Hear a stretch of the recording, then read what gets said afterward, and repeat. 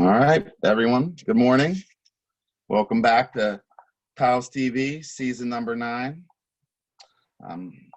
For those of you out there, I hope you enjoyed your Father's Day. We had a couple fathers here, so happy Father's Day to Mike, Hector, Jonah, Corey. I was thinking about doing 9 seasons this morning, and I started to do a little bit of homework and see how long some shows made it. So I'm going to give you out those stats here in a second. But we have another great lineup.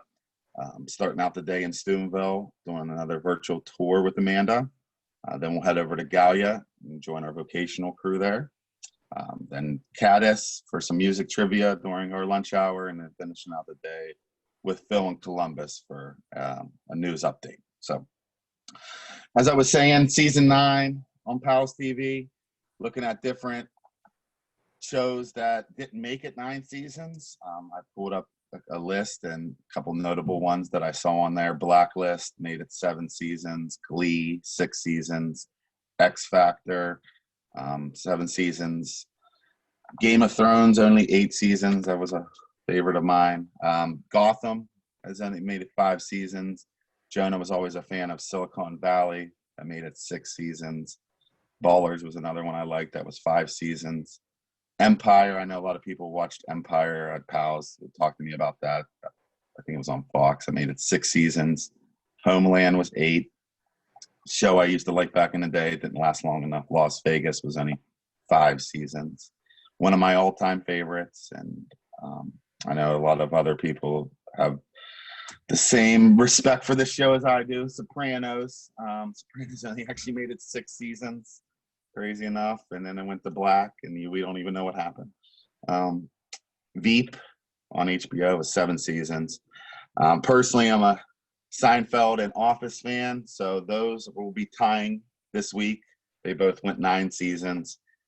And I was also pulling up some of our Make You a Stars and looking at their TV shows. So Jessica, loved Adventures of Superman. I think that ran back in like the late 50s, early 60s, and that was 6 seasons long. Kristen was a fan of Supernatural, which is 15 seasons. That's the longest I've seen out of any of them. And Siren, which I've never heard of, and that's been on for 3 seasons now. Dale, SpongeBob SquarePants, made it 12 seasons. Caitlin's had 3 of them. Big Bang Theory was 12. Modern Family 11 seasons, and Stranger Things is on their 3rd season.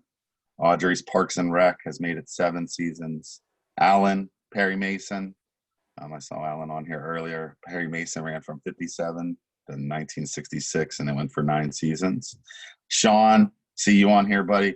Checked it out. Love it or list it. I still haven't seen that, so I got to get on and check out that show. It's been on for 12 seasons now. It started in 2008, and it's still going strong. And then the last one we had, Alex J was on last week. Big Ghostbusters fan and cartoon fan. So I looked up The Real Ghostbusters, which was a cartoon back in the late 80s, early 90s. And that went for 7 seasons. So we passed a lot of those, actually. And we're going to tie the Seinfelds and the Offices of the world this week. So thank you for continuing to join us here on season 9 of PALS TV. Now we're going to head over and join Amanda for her virtual tour of Buckingham Palace. So, Amanda. Morning, everyone. So today we are going to jolly old England, and we are going to see the Windsor Castle, the Buckingham Palace, and the Palace of Holyrood House, if we have time. So, who can tell me, this should be an easy question, who lives in the palace in England? Who lives in the palace in England? Her and her corgis. Caitlin. The Queen of England. Queen of England. That's right. Queen Elizabeth. All right. So we are going to do Windsor Castle first. So I'm going to pop this up. Okay. And let me share my screen with you guys. Bloop. Share screen. Share. Okay. So let me get you guys up where you belong. Whoops. Take you over here. Make you guys big so I can see everyone. Okay, can everyone see my screen and see the dining room? All right, let me make this full screen here in a minute, but the Windsor Castle, a royal home and fortress for over 900 years, Windsor Castle, the largest occupied castle in the world, remains a working palace today. The Queen uses the castle both as a private home, where she usually spends the weekend, and as a royal official office, oh my goodness, and as an official royal residence at which she undertakes certain formal duties, from investors to state visits. Windsor Castle is open to the public, and visitors can explore the history and significance of Windsor Castle and take a sneak peek via our virtual tours. The first tour is of a state banquet in St. George's Hall. Click on the small images underneath the tour to access the other rooms. The Waterloo Chamber and the Crimson Drawing Room. In each tour, you can access more information by clicking the eye icons. So we will, as we go through, find those eyes. So right here we have, this is going to be our formal dining area. This is where they're going to have the big fancy dinners and things of that sort. You see the very fancy tableware. So let's try to find some eyes, shall we? Here's one right here. The magnificent silver gilt dining service, largely created for George from 1806 onwards, incorporates objects in a wide range of styles, many of them with sculptural elements. The service was so large and so decorative that it has never been replaced and remains in use to this day at state banquets and other official dinners held by H.M. the Queen, as shown here. So this is the servingware and this dinnerware. And now keep in mind, like they said, this has been in use since the 1800s. So you are literally eating on, you know, antique items. Definitely wouldn't want to drop a plate there. So let's find another eye, shall we? Oh, okay, look, we got some on the ceiling. Blank shields. The blank shields on the ceiling are the erased arms of those degraded knights expelled from the order. A cluster of these 3/4 of the way along the hall refer to the time of Henry VIII, I believe, and Tudor monarchs, when several Garter knights, such as the Duke of Norfolk, were executed for high treason. So you can see, let me scoot up here, you can see these blank ones. These are individuals who lost their knighthood. So all of these up here are the coat of arms for different families, different important families. Now we got another eye right here. Let's see what this says. So this is the roof. Wyattfield's original ceiling was studded with the coat of arms of all the knights of the Garter since the foundation of the order in 1348. However, during the 1992 fire, the ceiling, roof, and east wall were entirely destroyed, and the rest of the hall was seriously damaged. When it came to be restored, the decision was taken to create a new hammer beam roof, designed by Giles Dowles of the Siddall-Gibson Partnership. Constructed entirely of green oak using medieval carpentry techniques, it is the largest timber roof built in England since the 16th century. So you can just see, and this was rebuilt after there was a fire in 1992. So as we take a look around here, we have a suit of armor right there. Several suits of armor up on the wall.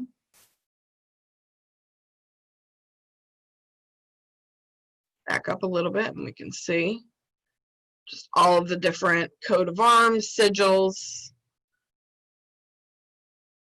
things of that sort. All right, so we have another eye right here on our table. Let's find out. So the eye appears to be over a pineapple.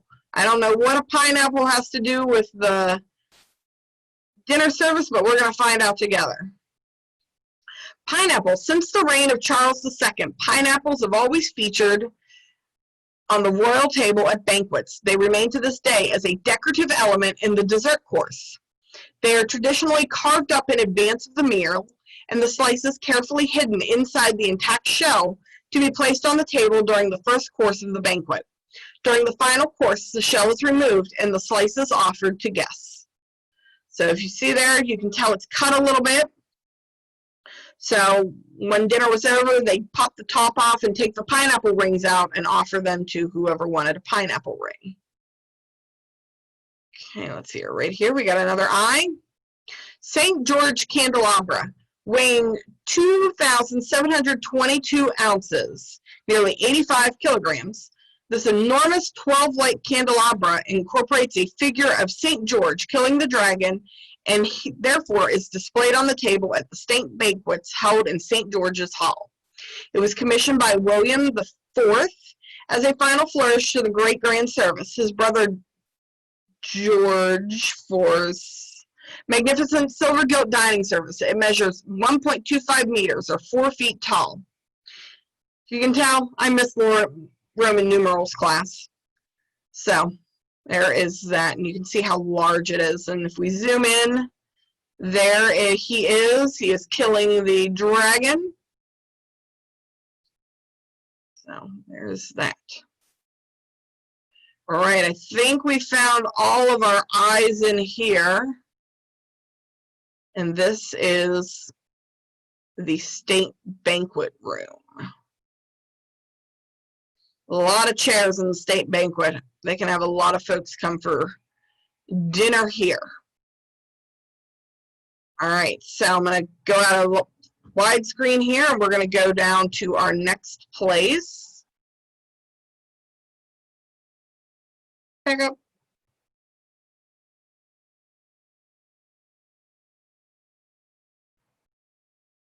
You already saw this.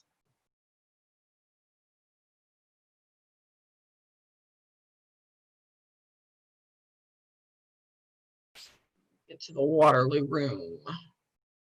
The Waterloo Chamber at Windsor Castle. This imposing room, a celebration of the defeat of the French and the end of the Napoleonic Wars in the Battle of Waterloo, is the busiest at Windsor Castle. On the main visitor route and therefore open to the public for most of the year, the room is also used for investitures, ceremonies at which members of the public receive their honor from a member of the royal family. So let's zoom in here.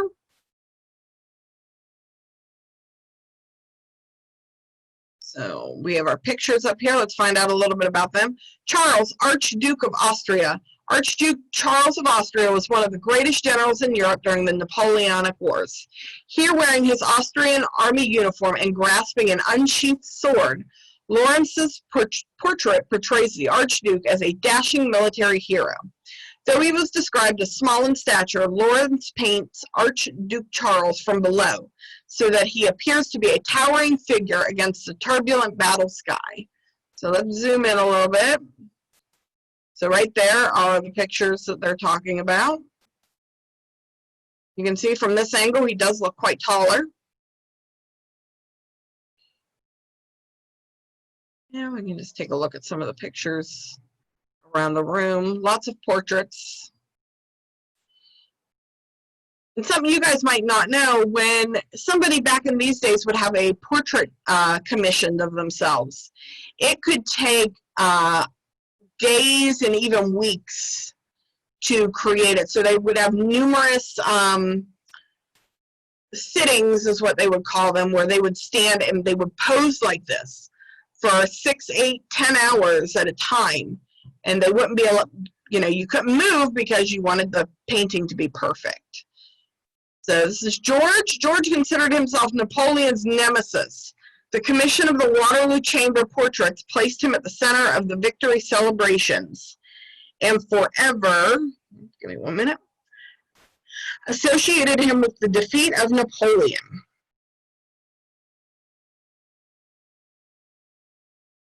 Lawrence portrays the king in garter robes, and the imperial crown rests beside him on the table of the great commanders. The table was originally commissioned by Napoleon and was later given to George, who regarded it as one of his most prized possessions. So there you go. There's the picture right there. Go through. We'll see some more of these photos and portraits. So right up here, this is the Duke of Wellington. Sir Thomas Lawrence's monumental portrait of the Duke of Wellington dominates the east wall of the chamber. The composition is one of victory, heralding Wellington as the finest of military commanders. He stands under a Roman-style triumphal arch wearing his field marshal's uniform and holds the sword of state, symbolizing the sovereign royal authority aloft in a heroic gesture. So we'll zoom in. There he is. He's got his sword. And that is the Duke of Wellington. What do we have over here? Oh, I see a dot on the floor. What do you think the floor dot is? Let's find out. Oh, it just tells us about the carpet. The Indian carpet was woven specifically for this room by the inmates of Agra Prison for Queen Victoria's Golden Jubilee. Thought to be the largest seamless carpet in the world, it weighs 2 tons. During the 1992 fire, it took 50 soldiers to roll it up and carry it to safety. So can you imagine, this whole carpet weighs 2 tons. I mean, it's quite a big carpet, so I'm not surprised, but man, oh man, I can't imagine 2-ton carpet. All right, and over here we got one more info button. Let's find out. This is Pope Pius. This portrait of Pope Pius is considered one of Sir Thomas Lawrence's greatest works. Elected Pope in 1800, Pius was imprisoned by Napoleon in 1809 for opposing his plans for the annexation of the Papal States. After his triumphant return to Rome in 1814, Pius became a focus for political and spiritual regeneration of Europe. Here's a picture of Pope Pius. And that is all for this particular room. So now we are going to go to the Crimson Drawing Room, is where we are at right now. And you can see, why do you guys think it's called the Crimson Drawing Room? Who has an idea why it's called that? Anyone have any ideas as we scoot around why it might be called the Crimson Drawing Room? Well, it's called that because the wall, oh wait, Lauren, I saw your hand. All the drawings? Well, all the drawings, that's why it's called the drawing room, but why do you think it's called Crimson Drawing Room? What color are the walls? All the red? Yep, all the red, all the red. Crimson's another name for red. So let's find out. We got a portrait here. Let's find out who this is. We'll zoom in on her. Now I believe that is Queen Elizabeth's mother, but let's find out. Sir Gerald Kelly was commissioned to paint these portraits of George and Queen Elizabeth in 1938 at the outbreak of the Second World War.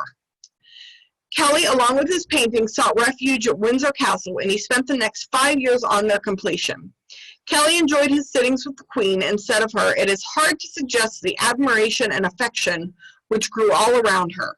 For wherever one looked at her, she looked nice. Her face, her voice, her smile, her skin, her coloring, everything was right." The background of these 2 paintings was originally intended to be the doors of the Crimson Drawing Room, where they now hang. However, Kelly changed his mind and asked his friend Sir Edwin Lutyens to make a model interior which makes the paintings appear more spacious and stately. So this is the original Queen Elizabeth. So Queen Elizabeth, the current Queen Elizabeth's predecessor. Okay, so right here we got another painting. Zoom in a little bit. Let's find out who this one is. Chimney piece. The marble chimney piece mounted with bronze figures of satyrs was one of the pair originally supplied to George's splendid London residence, Carlton House. In 1826, the house was demolished. Many of the contents and furnishings were sent to Windsor Castle, which was being newly remodeled for the king. There's the chimney piece and the paintings beside of it. You can see up here we got a lot of pretty gold leaf, and so it's going to tell us about the chandelier. This cut glass chandelier was possibly one of the originally commissioned by George when regent for the saloon at the Royal Pavilion, Brighton. It was moved to different locations several times until finally being hung in the Crimson Drawing Room in 1939 on the orders of Queen Mary. The fire of 1992 severely damaged the chandelier, so most of what may be seen today is from a modern restoration. There you go up there.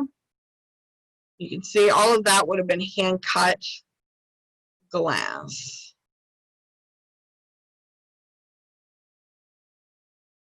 All right, let's see here. Let's find out right here. So the sofas, you can see them over on the sides, were part of a very extensive suite of gilded mahogany furniture made in 1828 for George's new private apartments at Windsor Castle.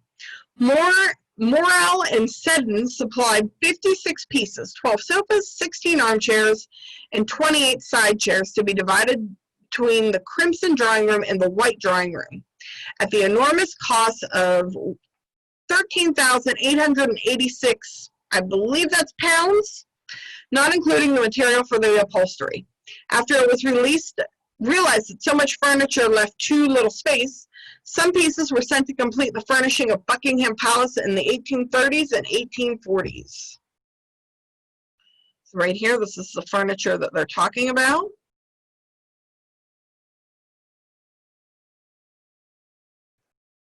So there's that. Sofas, we already read those.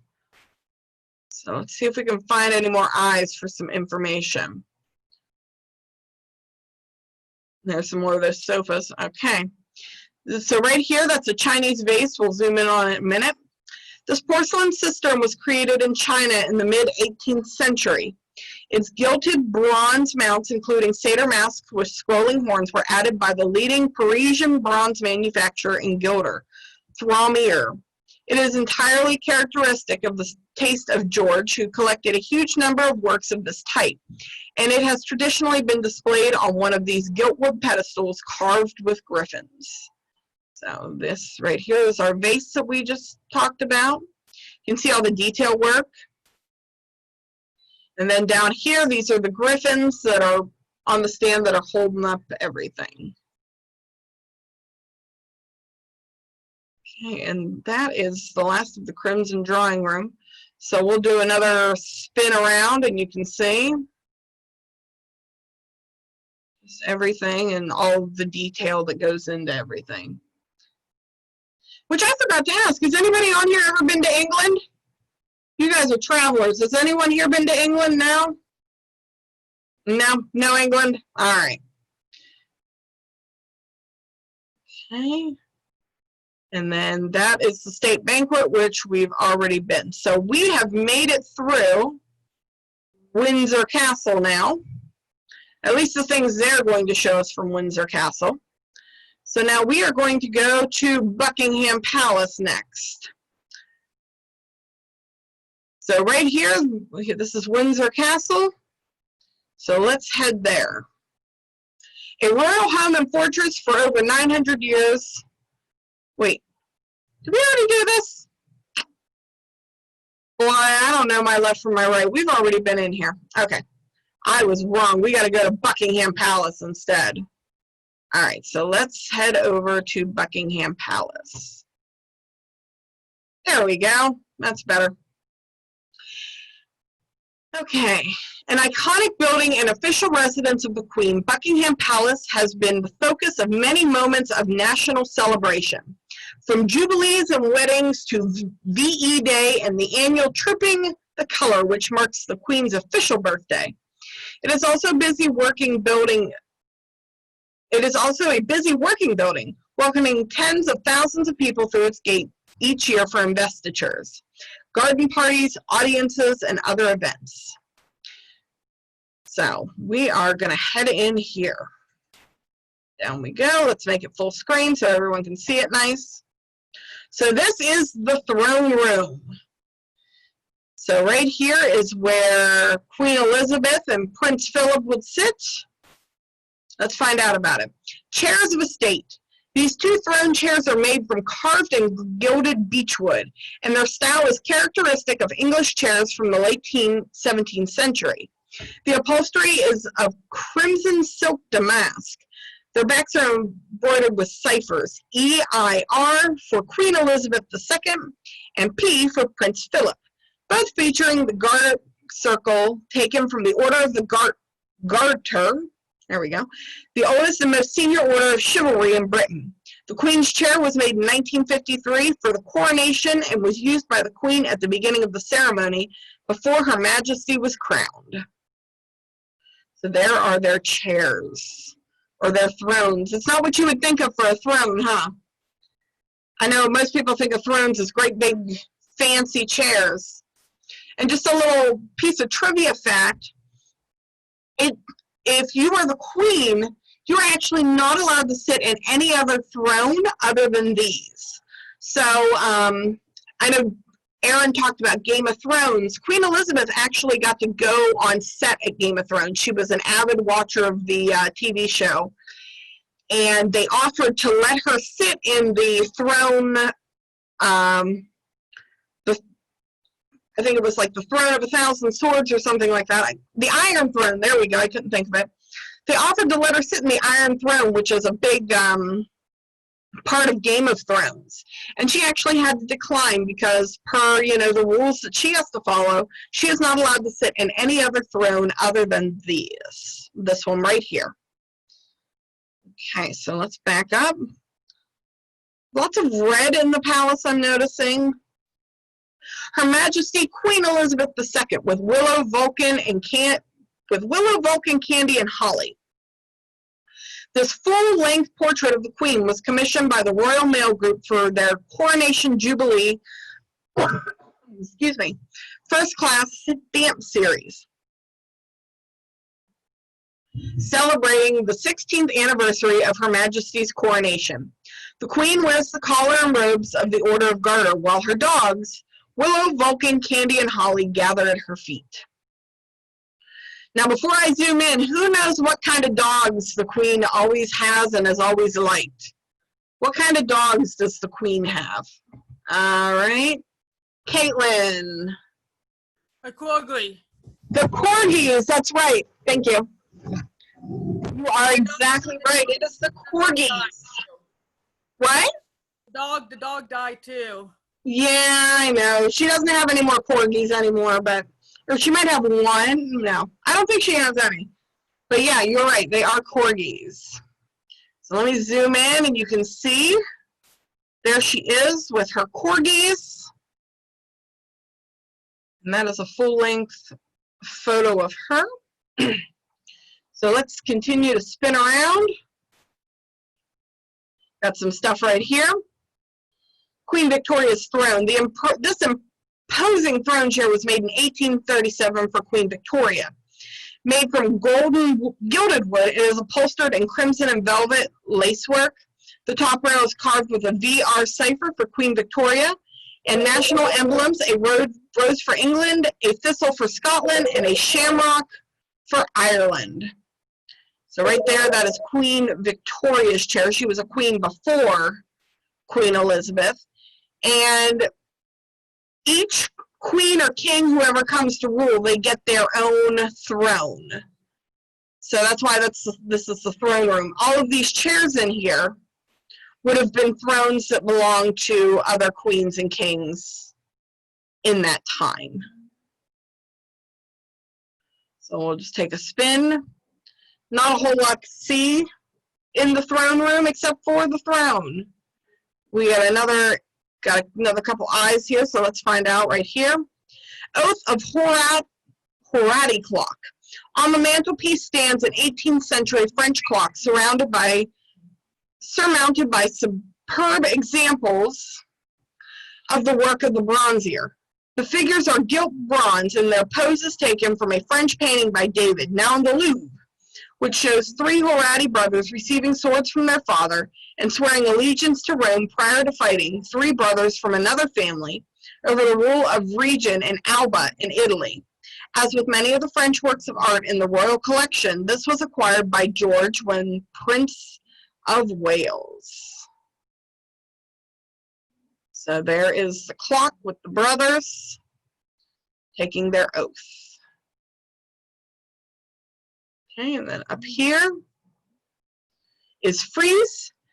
The plaster frieze running around the top of the room represents episodes from the War of the Roses, the series of wars during the 15th century, where the houses of Lancaster and York fought for the English throne. It is divided into different seas. Over the proscenium arch is the Battle of Tewkesbury. Opposite the windows is the Battle of Bosworth Field. And finally, over the windows, the marriage of Henry and Elizabeth of York, which unified the two houses.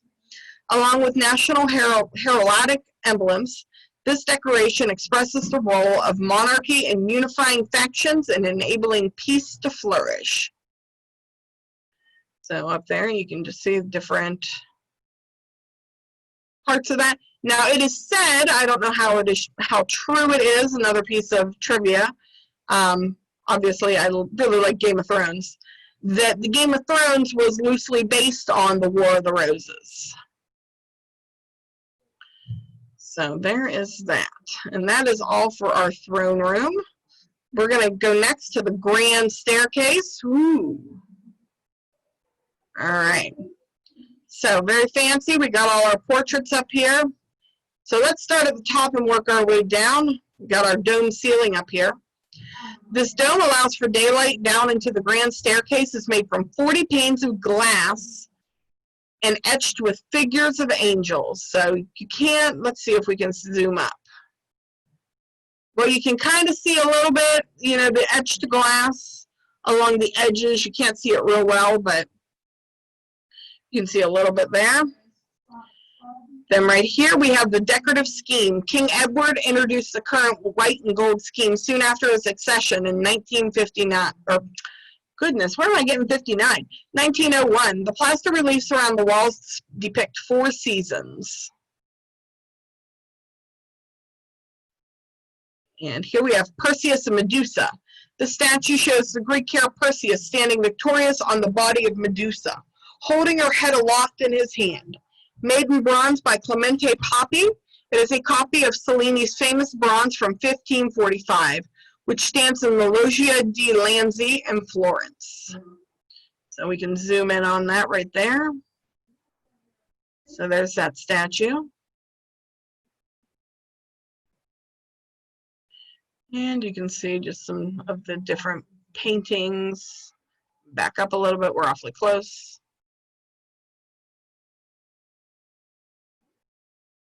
Okay. And then we have one here. And this is the gilded bronze baluster. The magnificent gilded bronze baluster was supplied by Samuel Parker. Oh my gosh, I cannot talk today, guys. In 1828 or 29 at the cost of $3,900. The scrolls in its design are echoed in the gilded plaster around the wall. So there is our baluster. You can see it's very fancy and ornate. I don't know about you guys, but I would not want to have to dust that. Getting all the little holes with the pledge. And there's the bottom of the grand staircase. You can see when you go up, you can go left, right, up some more. Just all depends where you want to head. All right, so we are going to go into the next area. We're going to head to the white drawing room. Very fancy. It's the first time I've seen a different color other than red. Red is the popular color. So let's see here. The Sappho, this marble figure of ancient Greek poet Sappho, was one of the first neoclassical sculptures created by William Theed. He was patronized by Queen Victoria and Prince Albert throughout his career, and the royal collection contains many other marble sculptures by him at the Osborne House, where the sculpture originally stood, and elsewhere at Buckingham Palace. Sappho composed poems which were set to music played on a lute, which she holds in her left hand. So let's zoom in on that. So there is the sculpture right there. In her hand is the lute.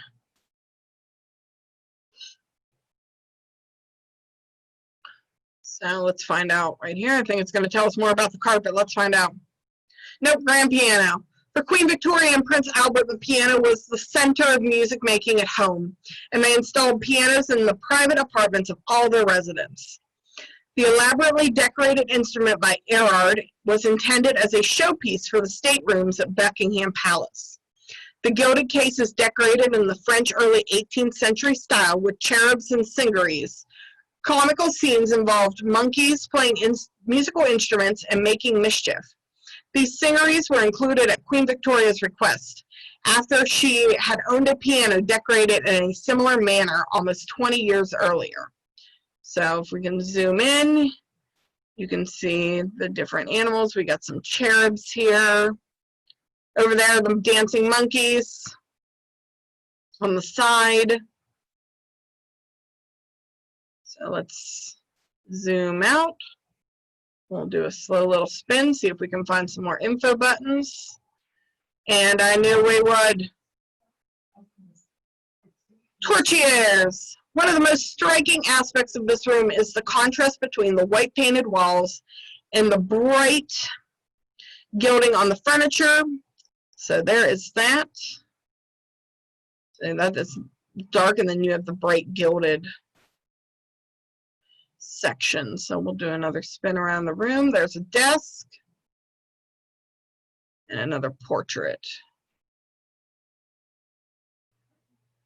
So that's a roll-top desk that was made around 1775, probably by one of the greatest French cabinet makers or ebonists, Jean-Henri Reisner, and intended for use by a very wealthy member of the French court, or possibly a member of the French royal family. Purchased by George in 1825, it is veneered with marquetry and inlaid with trophies and flowers. The marquetry would have originally appeared as bright colors, including purples and greens, some though natural coloration and some with the use of dyes, both of which have faded slightly over time. There you go. There's our roll-top desk. Those were pretty popular. You don't see them used as much anymore. And then up here we have a portrait of Queen Alexandria hanging above this fireplace. The strikingly sophisticated and composed portrait of Queen Alexandria is perhaps one of the highlights of the early 20th century royal portraiture. The artist's successful society portraits, Francois Fleming, paints the Queen gazing directly at the viewer and wearing the small diamond crown made for Queen Victoria. So, zoom in on her. See her jewelry and her crown.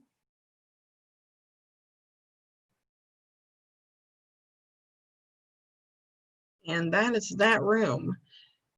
So does anybody have, I'm going to stop my share now so I can look at y'all, your beautiful faces. Does anybody have any questions that I might be able to answer for anyone or anything like that? Okay, who can name me some of the royal children of Queen Elizabeth and Prince Philip? They had some kids. Who are they? Lauren, let me see. I see your hand up. I can name one of the grandchildren. Okay, what's that? George. Okay, yeah, there's a Prince George. There's another one too. There's another grandson. He's married to Meghan Markle. Anyone know who that one is? So that'd be Prince Harry. Now, who can tell me if something would happen to the Queen, who steps in place of the Queen? Who's the next in line for the throne? Does anybody know? He's the father of Prince Edward and Prince Harry. So that'll be Prince Charles. So, you know, if anything should happen to the Queen, Prince Charles is who would take the Queen's place. And their national anthem changes, believe it or not. So currently in their national anthem, I don't know all the words, but one of the lines is, God Save the Queen. So whenever her son, Prince Charles, would take over, that particular line would change to God Save the King. So and another thing in England, you know, their queen or king is very important. The day after the queen's funeral and after like the mourning period, they would actually print new money, new stamps, new everything with the picture of the new ruler on it. So all of the money that has, or stamps or anything that would have Queen Elizabeth on it, would change over immediately to, well, now Prince Charles, but he would be King Charles. So that's something I never knew until, you know, I did a little bit of information and some searching on it. And then, hold on, let me get my handy dandy phone. I have some information pulled up here.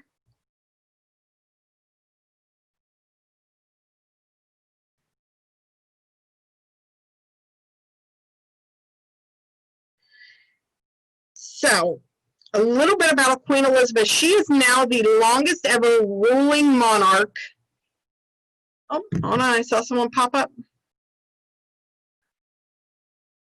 So she is now the longest living monarch. She was born in April 1926. And she is, let me see how old she is. I know she is quite old. Where did that go? Let's see here. It's making me crazy, guys. She is 94 years old. So Queen Elizabeth is 94 years old, and she has been ruling England and all of its territories from February 6th of 1952. And I know a lot of you guys think it's only England that she's the queen of, but that is actually incorrect. I'm going to list you off all the names of the places where she is queen, because these are considered territories of England. Canada, Australia, New Zealand, Jamaica, Barbados, the Bahamas, Grenada, Papua New Guinea, the Solomon Islands, Tuvalu, St. Lucia, St. Vincent, Belize, Antigua, and Barbuda, St. Kitts and Nevis are all the ones presently. And then there used to be a bunch more, but they are now, you know, sovereign nations, just like how America, you know, we said, go away, England, we're not going to hang out with you anymore back in, you know, Revolutionary War time. These countries I'm going to list now used to be part of that, but they are now their own countries as well. Pakistan, South Africa, Ceylon, Ghana, Nigeria, Sierra Leone, Trinidad, Uganda, Kenya, Malawi, Malta, the Gambia, Guyana, Mauritius, and Fiji. So all of those used to be under English rule as well, but they are not anymore. Oh, that was a lot of things to name. And I see Aaron back. Hi, Aaron. Hi, Amanda. Yes, that was definitely a long list. I knew some of those, you know, I knew about Canada, Australia, but wow. I mean, how do you keep up with all those different countries and everything? Yeah. I mean, you know, we know here in America, it's enough just to keep, you know, on top of our society, let alone, you know, 200 different countries. So thank you. Great job. Absolutely.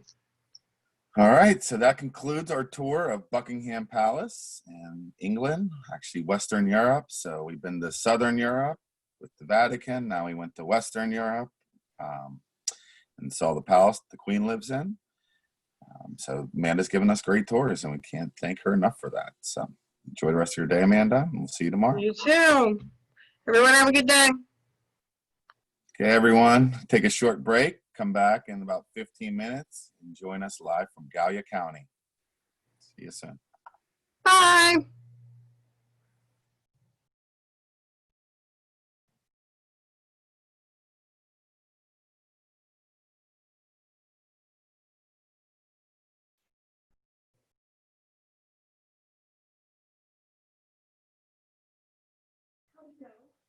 I'm good.